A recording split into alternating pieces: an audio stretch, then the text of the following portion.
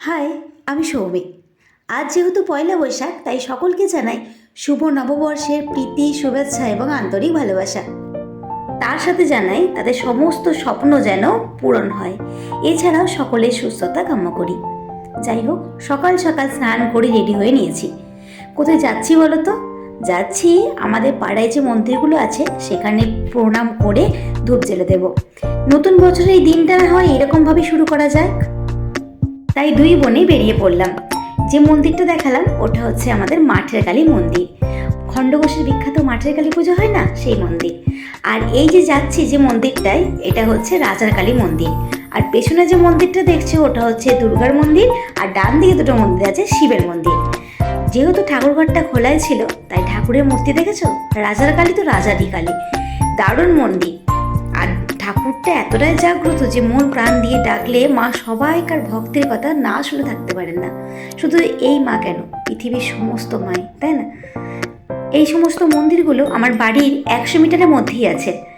আরও মন্দির আছে আমাদের গ্রামে। আমাদের গ্রামটা হচ্ছে বহু প্রাচীন এবং রাজাদের, জমিদারদের গ্রাম, তাই অনেক মন্দির আছে। সব মন্দির তো একটা ভিডিওর মধ্যে দেখানো সম্ভব নয়। আশা করি অনেকগুলোই তোমাদেরকে আজকে তুলে ধরবো।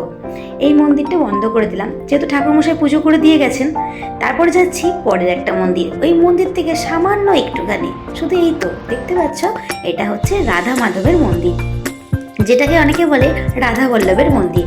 এখানে আছে কৃষ্ণ ও রাধিকার যুগল মূর্তি। এই মন্দিরটাও বহু প্রাচীন। এই যে মন্দিরের আদরগুলো দেখছো না, এই মন্দিরের আদরগুলো হচ্ছে তখনকার দিনে প্রায় সব মন্দিরে দেখা যেত। আমাদের বাড়ির মন্দিরটারও ঠিক এইরকমই ধাঁচে তৈরি করা। যখন দোল খেলা হলো তখন এইখান থেকে ঠাকুরকে মাথায় করে নিয়ে যাওয়া হয়েছিল। সেই দোলই আমরা খেলেছি। যাই হোক, এটা হয়ে গেল।